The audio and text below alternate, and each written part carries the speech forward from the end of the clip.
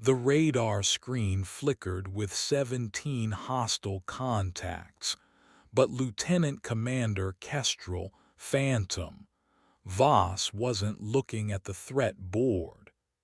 She was staring at the silver stripe painted beneath her cockpit, a memorial marking that every pilot in the 314th Fighter Squadron pretended not to see.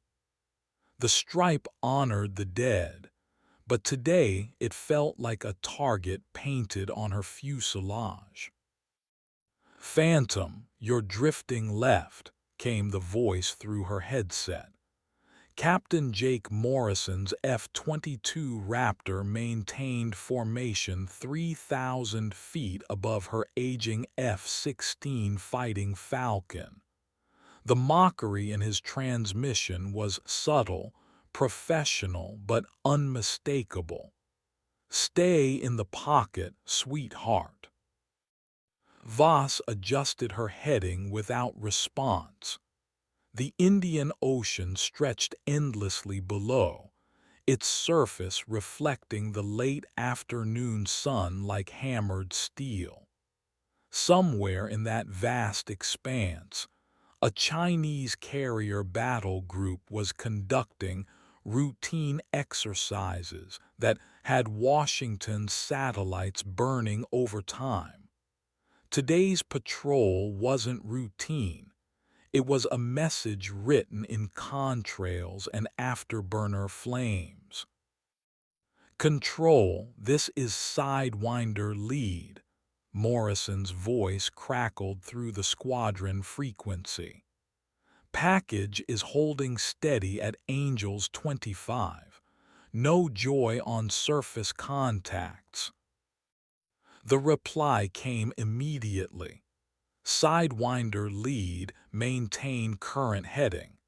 We're painting multiple airborne threats bearing 270, distance unknown. Weapons free authorized." Voss felt her pulse quicken. Weapons free meant the rules of engagement had shifted from posturing to potential combat. Her thumb found the master arm switch, but she kept it in the safe position. Years of flying had taught her that the first pilot to arm weapons was often the first to die. "Phantom, you catching this?" Morrison's voice had lost its casual arrogance. Through her canopy, she could see his Raptor's weapon bay doors cycling open and closed, a nervous habit she'd noticed during their pre-flight briefing. "Copy lead, picking up the same contacts." Her voice was steady, professional. Inside her helmet, sweat beaded along her hairline. The silver stripe seemed to pulse with reflected sunlight, a reminder of why she flew alone while others flew with wingmen. The 314th had lost 4 pilots in the past 18 months. Each death had been classified as pilot error or equipment malfunction. But Voss knew the truth. She'd been there for 3 of them, watching good aviators die because they'd trusted their instruments over their instincts, their training over their gut. The radar screen erupted with new contacts. 12, 15, 18 threats materializing from the electromagnetic noise like ghosts becoming real. Morrison's Raptor rolled left, its stealth profile cutting through the sky with predatory grace. "Phantom, follow my lead. Time to show these bastards what American iron looks like." But Voss was already scanning the horizon, her eyes searching for something the radar couldn't see. The silver stripe caught her peripheral vision again, and she remembered why she'd painted it there in the first place. The morning briefing had been typical Pentagon theater. PowerPoint slides filled with red arrows and classified threat assessments that told them everything except what they needed to know. Colonel Sarah Chen had outlined the mission parameters with the enthusiasm of someone reading a grocery list, while the assembled pilots shifted in their seats like restless children. Intelligence suggests the People's Liberation Army Navy is testing new defensive formations, Chen had explained, her laser pointer dancing across a map of the South China Sea. Your job is to probe their response times and electronic warfare capabilities without initiating hostile contact. Translation: fly close enough to get shot at, but don't shoot back. It was the kind of mission that made pilots' families nervous and Pentagon planners sleep well at night. Voss had raised her hand during the question period, earning barely concealed eye rolls from her squadron mates. "Ma'am, what's our backup protocol if we encounter advanced surface-to-air systems?" "Avoid them, Lieutenant Commander. This is a reconnaissance mission, not a combat sortie." The answer had been bureaucratic nonsense, but Voss had nodded anyway. She'd learned to pick her battles carefully, especially since the incident that had earned her the Phantom call sign. Some ghosts were better left undisturbed. Now, 30,000 feet above the Indian Ocean, those ghosts were stirring. The Chinese formation had appeared on their scopes like a conjuring trick, too organized, too precise to be anything but a carefully orchestrated response to their presence. Someone had been watching, waiting for American aircraft to venture into this particular slice of international airspace. "Phantom, you're falling behind." Morrison's voice carried the hint of irritation that had become his trademark when dealing with her. "Close up the formation." She nudged the throttle forward, feeling the F-16's single engine respond with a throaty rumble. The Falcon was 20 years older than Morrison's Raptor, but she'd learned to make the aging fighter dance in ways that impressed even her harshest critics. The silver stripe gleamed against the desert camouflage paint scheme, a deliberate violation of regulation that her commanding officer had chosen to ignore. The radio crackled with new intelligence. "Sidewinder lead, be advised. Satellite imagery shows increased naval activity in your patrol area. Recommend maintaining current altitude and heading." Morrison's reply was immediate. "Control, we're showing multiple airborne contacts. Request permission to investigate." "Negative, Sidewinder lead. Maintain observation posture only." Voss watched Morrison's aircraft bank slightly left, a subtle gesture of frustration that she'd learned to recognize. The Pentagon wanted intelligence, but they wanted it gathered by pilots who followed orders without question. They wanted warriors who could think tactically but never strategically, who could fly into danger but never ask why. The silver stripe had been her answer to that contradiction. It represented the pilots who died asking the right questions, who trusted their training more than their instincts. She'd painted it as a reminder that sometimes the most dangerous enemy was the one giving you orders. Her radar warning receiver chirped softly, indicating electronic surveillance from the Chinese formation. They were being painted by multiple search radars, their positions and capabilities carefully catalogued by enemy intelligence systems. The dance had begun. "Phantom, are you seeing this?" Morrison's voice had lost its casual authority. His Raptor's electronic warfare suite was undoubtedly providing him with detailed threat assessments, but the F-16's simpler systems sometimes revealed truths that sophisticated technology missed. Affirmative lead. Multiple search radars but no lock-on signatures yet. The Chinese were being careful, professional.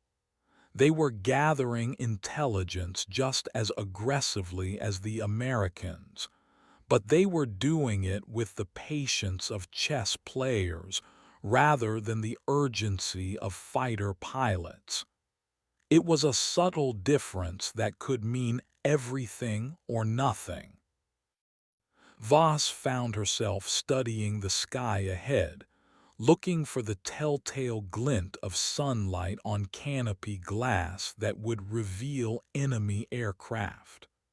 The radar showed contacts, but radar lied. Eyes didn't lie, and neither did the silver stripe that reminded her to trust her own judgment over anyone else's. The formation ahead was more than a routine patrol. It was a test of American resolve, of Chinese capabilities, and of the thin line between reconnaissance and provocation. Someone was about to blink, and Voss had a feeling it wouldn't be the pilots wearing red stars on their wings.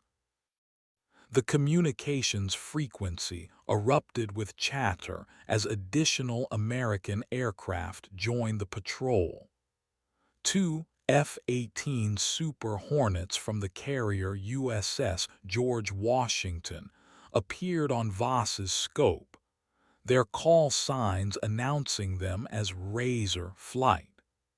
Behind them, a pair of F-35 Lightning II jets climbed toward the engagement zone, their stealth signatures barely visible even to friendly radar systems. "Sidewinder lead, this is Razor 1, came a new voice. "We're joining the party. What's the tactical situation?" Morrison's reply carried the weight of command authority. "Razor 1, we're observing multiple airborne contacts bearing 270. Weapons free authorized, but we're maintaining non-aggressive posture." "Copy that, Sidewinder lead. Razor Flight is weapons safe, standing by." The air above the Indian Ocean was becoming crowded with American firepower, but Voss noticed something troubling about the tactical picture.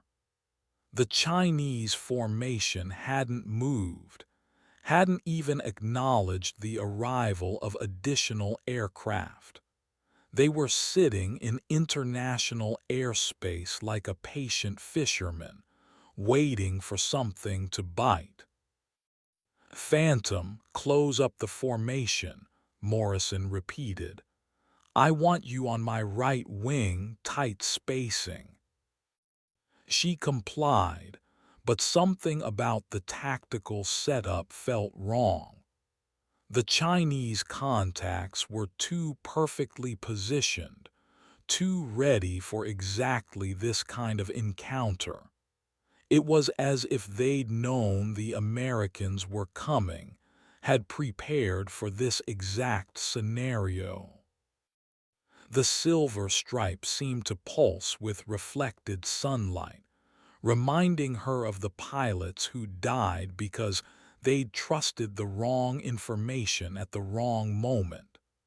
Lieutenant Marcus Fury Patterson had died because he'd believed his radar over his eyes. Captain Jennifer Spike Williams had died because she'd followed orders that put her in a kill box. Commander David Torch Reynolds had died because he trusted his wingman more than his instincts. Each death had been officially classified as pilot error, but Voss knew better. She'd been there, had seen the tactical situation develop, had watched good pilots die because they'd made the mistake of trusting a system designed to treat them as expendable assets. The radio crackled with new intelligence. "All aircraft, this is control. Satellite imagery confirms Chinese naval assets are maintaining station. Air contacts appear to be routine combat air patrol. Continue observation mission." But routine combat air patrols didn't wait patiently for enemy aircraft to arrive. They didn't position themselves with the precision of an ambush. They didn't maintain perfect formation discipline while being tracked by multiple radar systems. Voss keyed her radio. "Control, this is Phantom. Recommend we consider the possibility of a coordinated response to our presence." The silence that followed her transmission was longer than normal. Finally, Morrison's voice cut through the static. "Phantom, maintain radio discipline. We're here to observe, not to speculate." The rebuke was gentle but clear. She was expected to fly and fight, not to think strategically about why she was being asked to do either. It was the same attitude that had gotten her previous squadron mates killed, the same bureaucratic blindness that treated combat pilots like guided missiles with college degrees.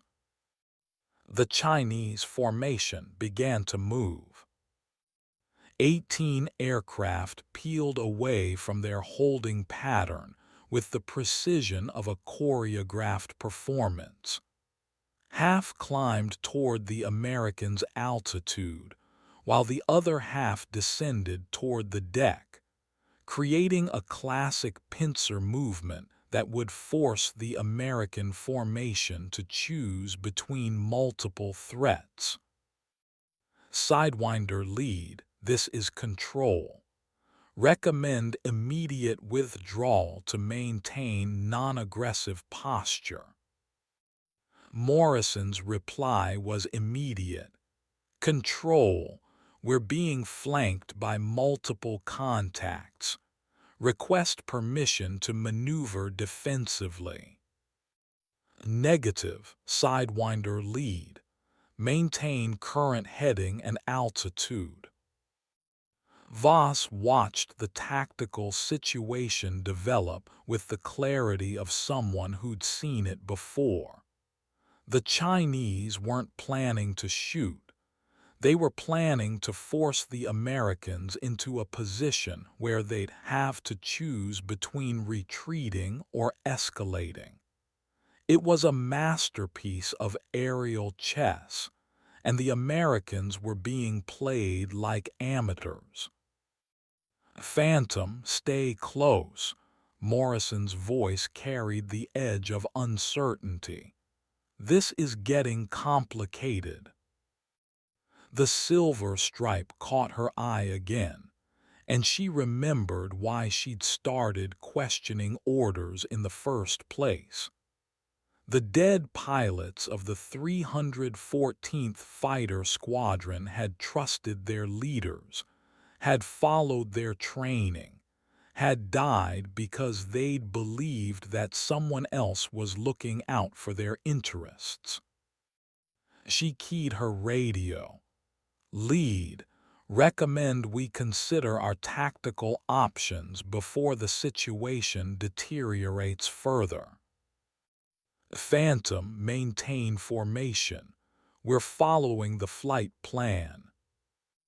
But the flight plan had been written by people who'd never seen the inside of a fighter cockpit, who'd never felt the stomach-dropping sensation of being locked up by enemy radar, who'd never had to choose between following orders and staying alive.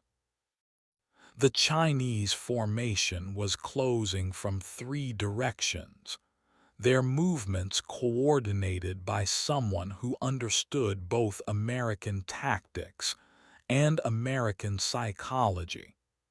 They were counting on the Americans to do exactly what they were doing, to follow orders, even when those orders made no tactical sense. Voss made a decision that would either save her squadron or end her career. She broke formation. Her F-16 rolled left and dove toward the deck, its single engine screaming as she pushed the throttle past the afterburner detent. The maneuver was aggressive, unexpected, and completely contrary to orders. It was also exactly what the situation required. "Phantom, what the hell are you doing?" Morrison's voice crackled through her headset, but she was already too far away to maintain formation. The silver stripe seemed to blur past her peripheral vision as she dove toward the wave tops, her airspeed indicator climbing past acceptable limits. The Chinese formation reacted immediately. 6 aircraft peeled away from their attack pattern to intercept her, their movements revealing the coordination that had been hidden behind their patient facade. They'd been waiting for exactly this kind of response, had planned for an American pilot to break formation and provide them with an isolated target. But Voss wasn't running toward the enemy. She was running toward the truth. Her radar warning receiver was painting a different picture than the one being fed to the rest of the squadron. Down here, skimming the wave tops at 500 feet above sea level, she could see what the satellite imagery had missed. The Chinese naval formation wasn't conducting routine exercises. They were conducting a live-fire training exercise, with American aircraft as the unwitting targets. The missiles were real, the threat was immediate, and the Pentagon's intelligence assessment was catastrophically wrong. She keyed her radio. "Control, this is Phantom. Abort the mission." "Repeat, abort the mission. We're flying into a live-fire exercise." The silence that followed was deafening. Above her, Morrison's voice was calling for her to return to formation. But she was already committed to a course of action that would either vindicate her judgment or destroy her career. The Chinese interceptors were closing fast, their sleek profiles cutting through the sky like silver arrows. She could see their weapon bay doors opening, could feel the electromagnetic pulse of their targeting radars painting her aircraft. The dance had become deadly serious. But she'd learned something important in her headlong dive toward the deck. The Chinese weren't trying to kill her, they were trying to capture her. The intercept pattern was designed to force her toward a specific geographical location, to herd her like a sheep toward a predetermined slaughter. The silver stripe had taught her to trust her instincts over her orders, and her instincts were screaming that this entire mission was a setup. The Americans had been lured into a carefully orchestrated trap, and she was the only pilot who'd broken free long enough to see it. She pulled her F-16 into a climbing turn that stressed the airframe to its limits, her vision graying at the edges as G-forces pressed her into her ejection seat. The Chinese interceptors followed, their more modern aircraft easily matching her maneuver, but she wasn't trying to outrun them. She was trying to get close enough to see their faces. The lead Chinese pilot was young, maybe 25, with the kind of focused intensity that came from extensive training and limited combat experience.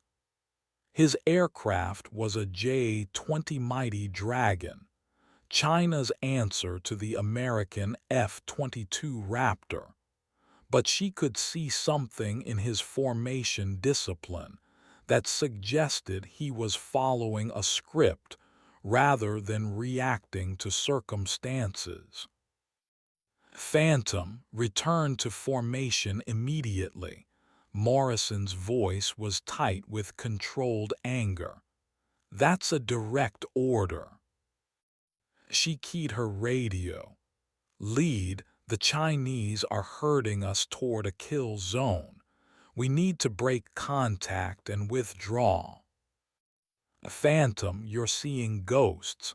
Return to formation."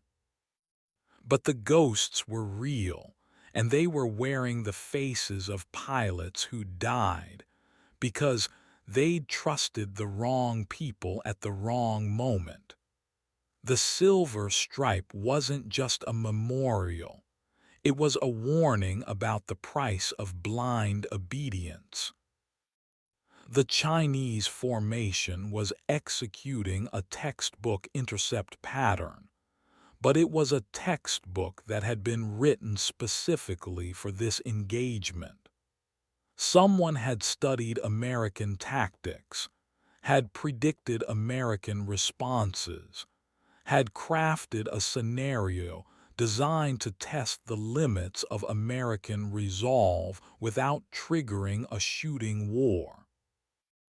Voss realized with growing horror that she and her squadron weren't the hunters in this scenario. They were the prey. The entire mission had been designed to gather intelligence on American capabilities, to test American response times, to probe for weaknesses in American command and control systems. And it was working perfectly. She broke radio discipline and switched to the guard frequency. Any station, this is Phantom. American aircraft are being herded toward a predetermined kill zone. Request immediate assistance. The response was immediate. "Phantom, This is control. Return to assigned frequency and maintain radio discipline. Control. You're about to lose an entire squadron because you're too proud to admit you've been outmaneuvered. The silence that followed was pregnant with implications. She just accused the Pentagon of tactical incompetence on an open frequency that could be monitored by anyone with a radio. Her career was over, but her squadron might survive. The Chinese interceptors were closing to visual range, their aircraft gleaming in the afternoon sun like technological artwork. She could see the pilot of the lead J-20 clearly now, could see him speaking into his radio with the calm professionalism of someone executing a carefully rehearsed plan. He wasn't trying to kill her. He was trying to understand her. The entire intercept was an intelligence-gathering operation designed to test American pilot behavior under pressure. They wanted to know how Americans would react to being cornered, how they would respond to being outmaneuvered, how they would behave when their technological superiority was neutralized. The silver stripe caught the sun as she rolled into another evasive maneuver, and she remembered why she'd started questioning orders in the first place. The dead pilots of the 314th Fighter Squadron had been sacrificed to gather intelligence for people who would never have to face the consequences of their decisions. She wasn't going to let it happen again. The J-20 pilot was trying to establish visual contact, his aircraft sliding into a position that would allow him to identify her aircraft type, her weapons load, her electronic countermeasures suite. It was a professional intercept, conducted with the kind of precision that suggested extensive training and detailed preparation. But she'd learned something important about the Chinese pilot's tactics. He was following a script, executing a predetermined plan that didn't account for the possibility of an American pilot who refused to play by the rules. She keyed her radio. "Lead, I'm being intercepted by a J-20. He's trying to gather intelligence on our capabilities." Morrison's reply was immediate. "Phantom, disengage and return to formation." "Negative, lead. I'm going to give him something to think about." What she did next violated every rule of engagement, every principle of tactical aviation, every guideline for international incidents. She turned directly toward the Chinese interceptor and accelerated to intercept speed. The J-20 pilot's reaction was immediate and telling. He broke off his intercept pattern and began evasive maneuvers that suggested he hadn't been briefed on the possibility of an aggressive American response.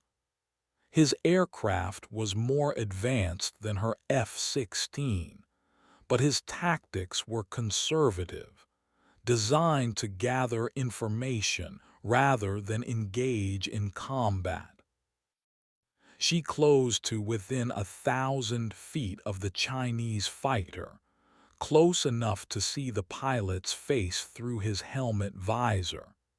He was young, professional, and clearly uncertain about how to respond to her aggressive approach. His aircraft was capable of destroying her F-16 with ease, but his rules of engagement apparently didn't cover this scenario. They flew in parallel for several seconds, two pilots from different nations studying each other across the divide of international politics. She could see him speaking into his radio, probably requesting instructions from his ground controllers. His confusion was evident in his body language, his uncertainty about how to proceed. She keyed her radio and switched to the international distress frequency. Chinese pilot, this is American pilot. You are being used to gather intelligence on American capabilities. Your mission is not what you think it is. The silence that followed was profound. She just violated every protocol for international incidents, but she'd also done something that might save both their lives. The Chinese pilot's aircraft wobbled slightly as he processed her transmission, his surprise evident even through the canopy glass. His reply came in accented but clear English. American pilot, you are in violation of flight plan. Please maintain course and altitude. Chinese pilot, we are both being used by people who will never face the consequences of their decisions. Your controllers are testing American responses. My controllers are testing Chinese capabilities. We are expendable assets in someone else's game. The J-20 pilot's aircraft drifted closer, his curiosity apparently overcoming his training.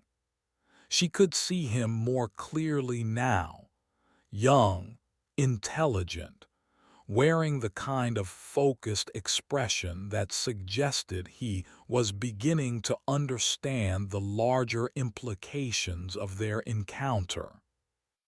American pilot, why do you break formation? The question was simple, but it carried the weight of mutual understanding. He was asking why she'd chosen to violate orders, why she'd risked her career to warn him about the tactical situation, why she'd trusted him enough to share classified information.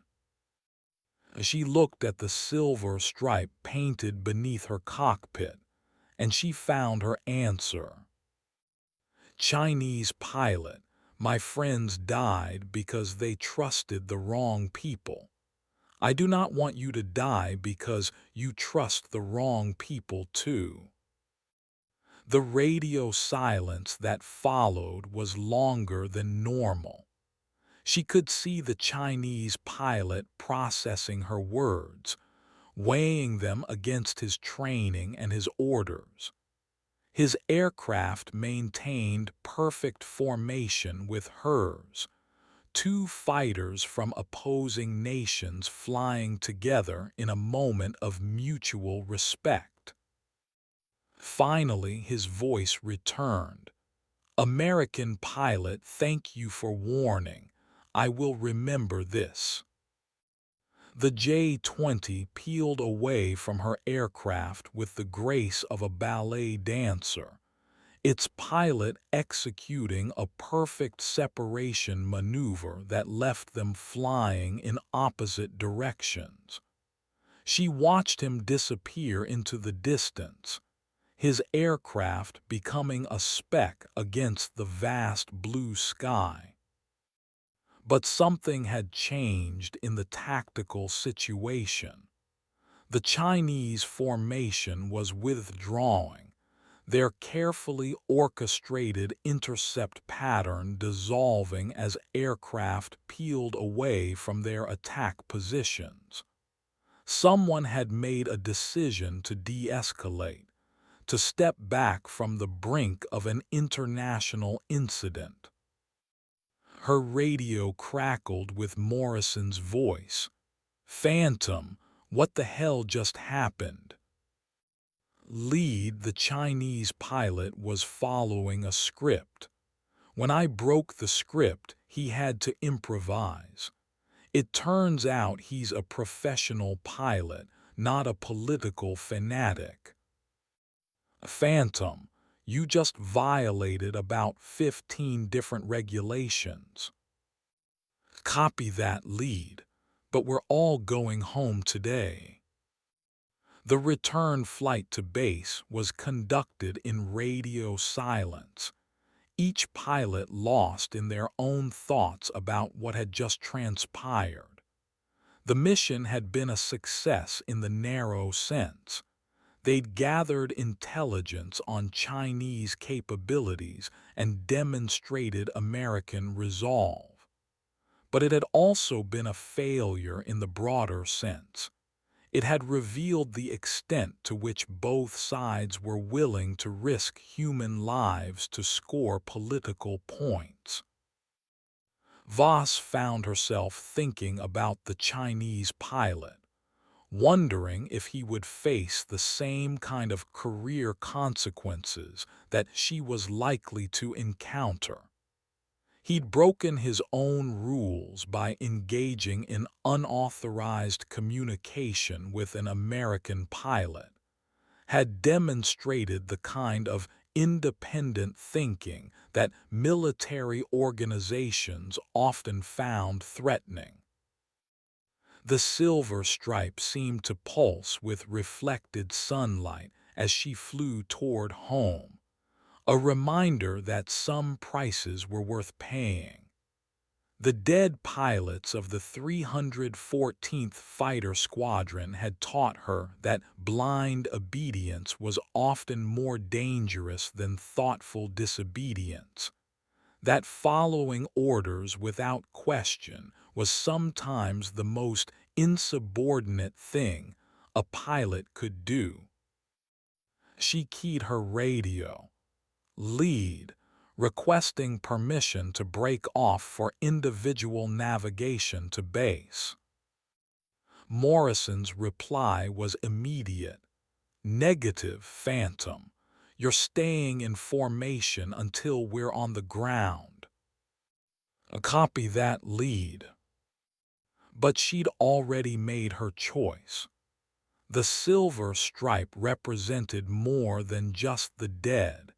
It represented the living pilots who chose to think for themselves, who refused to be treated as expendable assets in someone else's war.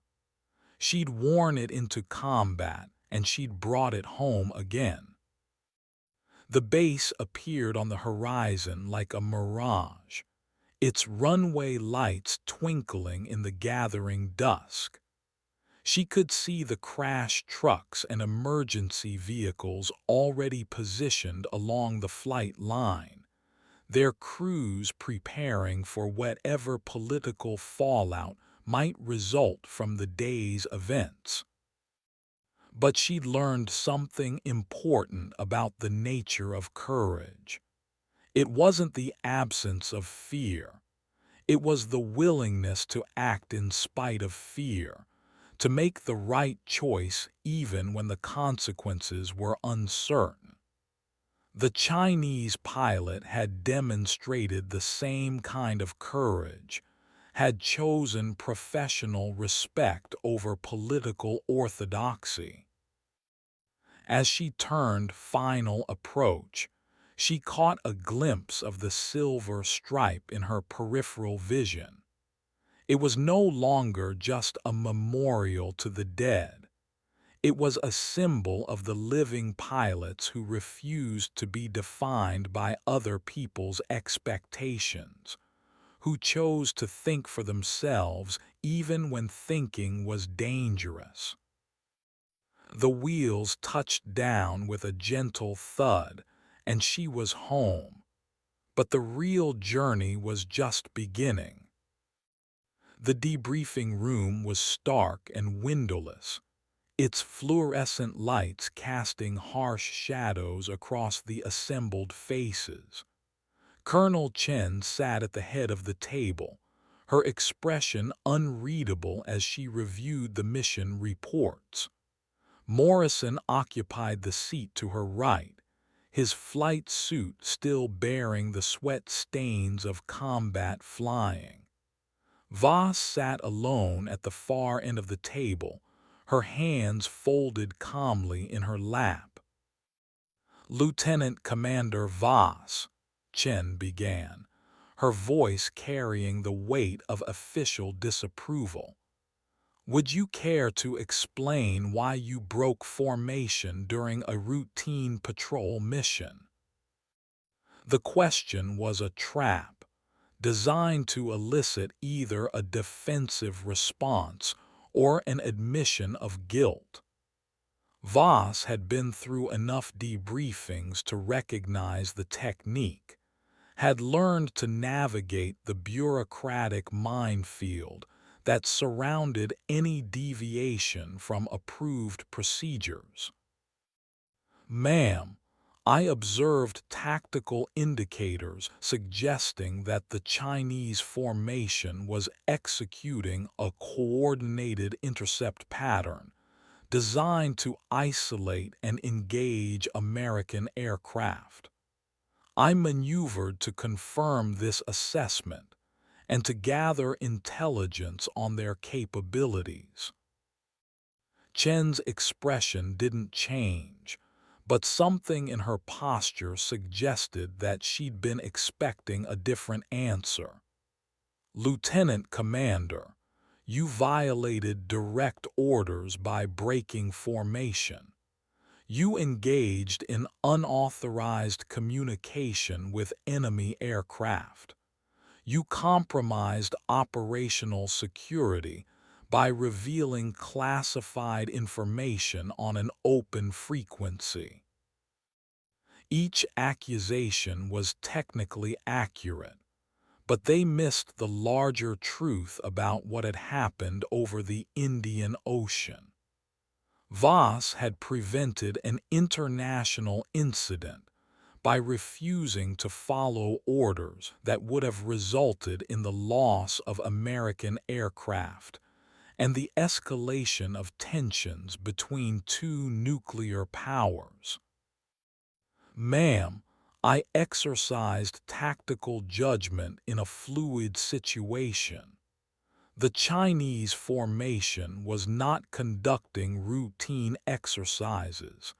They were executing a live-fire training mission with American aircraft as unwitting targets." Morrison leaned forward, his voice carrying a note of skepticism. "Phantom, you're reading too much into standard intercept procedures. The Chinese were following international law." "Sir, international law doesn't require 18 aircraft to intercept 4. The Chinese were testing our responses, gathering intelligence on our capabilities, and positioning themselves for a coordinated attack if the situation escalated." Chen's fingers drummed against the table, a subtle sign of impatience. "Lieutenant Commander, even if your assessment was correct, you had no authority to deviate from the flight plan. Your actions put the entire mission at risk." The silver stripe seemed to pulse with reflected fluorescent light, reminding Voss of the pilots who died because they'd trusted their superiors more than their own judgment. She'd worn it into combat as a reminder that some rules were worth breaking, that some orders were worth questioning. Ma'am, I respectfully disagree. My actions prevented the loss of American aircraft and the escalation of an international incident. The Chinese pilot I intercepted was following a script, executing a predetermined plan that didn't account for American pilots who refused to play by the rules. You can't know that, Morrison interrupted. You're speculating about enemy intentions based on incomplete information. Sir, I know it because I talked to him. The Chinese pilot was surprised by my aggressive approach, was uncertain about how to respond to tactics that weren't in his playbook. He was gathering intelligence, not preparing for combat. Chen's expression hardened.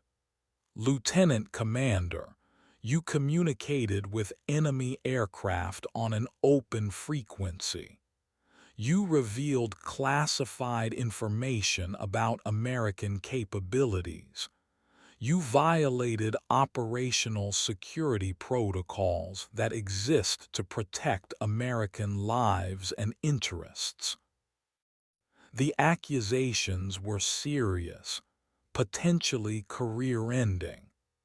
Voss had known the risks when she'd chosen to break formation, had understood that her actions would be scrutinized by people who valued procedural compliance over tactical effectiveness.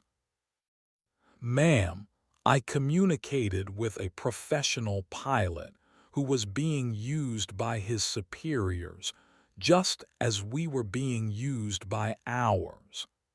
I shared information that might have prevented him from making a mistake that could have cost lives on both sides. You don't have the authority to make that kind of decision, Chen replied. You're a pilot, not a diplomat. Your job is to follow orders, not to conduct unauthorized negotiations with enemy aircraft.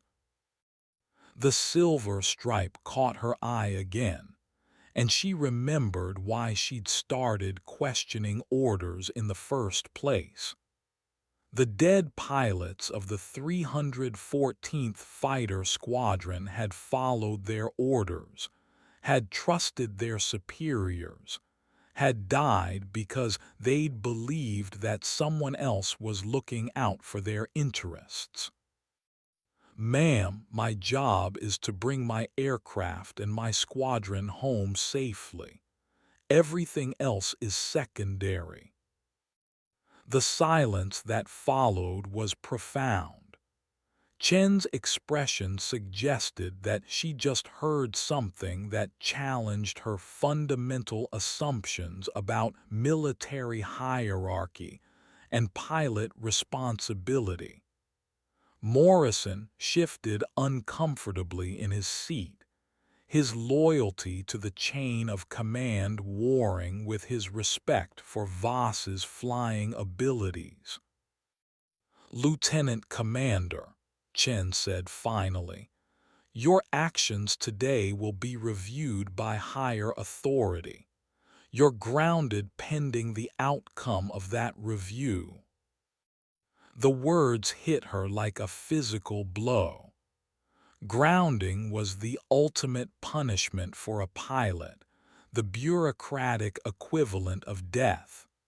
She'd known it was a possibility, had accepted the risk when she'd chosen to break formation, but hearing it spoken aloud made it real. Ma'am, I understand. You'll surrender your flight gear and report to the base commander's office at 0800 tomorrow morning. This debriefing is concluded. The fluorescent lights seemed brighter as she stood, their harsh illumination casting everything in stark relief. Morrison avoided her eyes as she walked past, his discomfort evident in his body language. Chen had already turned her attention to the mission reports, dismissing her with the casual indifference of someone who'd never had to choose between following orders and staying alive. But as she walked toward the door, Voss felt something unexpected: relief. The silver stripe had taught her that some choices were worth making regardless of the consequences, that some principles were worth defending even when the price was high. She'd worn it into combat, and she'd brought it home again. The dead pilots of the 314th Fighter Squadron would have understood. The base commander's office was a shrine to military tradition, its walls lined with photographs of distinguished aircraft and decorated pilots. General Patricia Hayes sat behind an imposing desk, her silver hair and lined face bearing testament to 30 years of military service. She was a pilot's pilot, someone who'd earned her stars in the cockpit rather than behind a desk.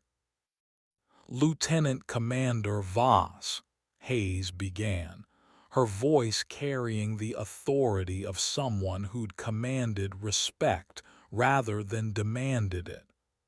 "I've reviewed your service record and the incident reports from yesterday's mission. Sit down."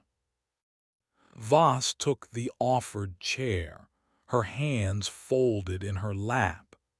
She'd spent the night thinking about the Chinese pilot, wondering if he was facing the same kind of career consequences that she was likely to encounter. The silver stripe seemed to weigh heavily on her chest, a reminder of the choices that had brought her to this moment. "Tell me about the silver stripe," Hayes said, her tone conversational rather than accusatory. The question was unexpected, personal rather than professional. Voss had anticipated an interrogation about her actions over the Indian Ocean, not a discussion of the memorial marking that had become her signature.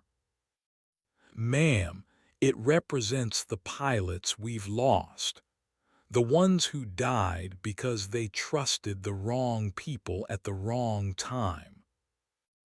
Hayes nodded, her expression thoughtful. "I knew Marcus Patterson. He was a good pilot, a good man. His death was officially attributed to pilot error, but I always wondered if there was more to the story." "Ma'am, Marcus died because he followed orders that put him in a kill zone. He trusted his controllers more than his eyes, his training more than his instincts. The silver stripe reminds me not to make the same mistake." "And yesterday, you chose to trust your instincts over your orders." The statement hung in the air between them, neither accusation nor absolution. Hayes was a pilot herself, someone who understood the split-second decisions that could mean the difference between life and death. She'd worn the silver wings, had faced the same impossible choices that confronted every combat pilot. "Yes, ma'am. I believed that following orders would have resulted in the loss of American aircraft and the escalation of an international incident." Hayes leaned back in her chair, her fingers steepled in front of her. "The Chinese pilot you intercepted, tell me about him." Ma'am, he was young, professional, clearly well-trained. He was following a script, executing a predetermined plan that didn't account for American pilots who refused to play by the rules. When I broke the script, he had to improvise. And what did you learn from that improvisation? The question was subtle, probing for insights that went beyond the official mission reports. Hayes was asking her to think strategically, to consider the broader implications of her encounter with the Chinese pilot. Ma'am, I learned that he's a professional pilot, not a political fanatic. He was concerned about escalation, willing to communicate rather than fight. He was being used by his superiors just as we were being used by ours. Hayes nodded slowly. Lieutenant Commander, I'm going to tell you something that doesn't appear in any official report. Yesterday's mission was a test, not of Chinese capabilities, but of American pilot behavior under pressure. The Pentagon wanted to know how our pilots would respond to being cornered, how they would behave when their technological superiority was neutralized. The revelation hit Voss like a physical blow. She'd suspected that the mission was more than a routine patrol, but she hadn't imagined that she and her squadron were the actual subjects of the test. They'd been laboratory rats in a Pentagon experiment, their lives risked to gather data for someone else's research project. Ma'am, we were set up.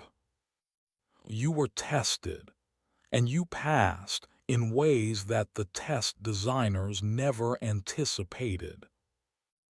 Hayes stood and walked to the window, her gaze fixed on the flight line where F-16s and F-22s sat in neat rows. The Chinese pilot you intercepted filed a report with his superiors. He described you as a pilot who chose professional respect over political orthodoxy, who demonstrated the kind of independent thinking that military organizations often find threatening. Ma'am, is that good or bad?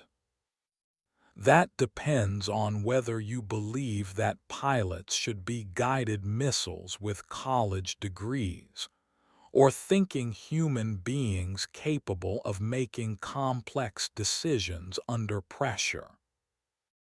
The answer revealed Hayes's own philosophy about military aviation, her belief that pilots were more than just technicians who followed orders. She understood that combat flying required the kind of independent,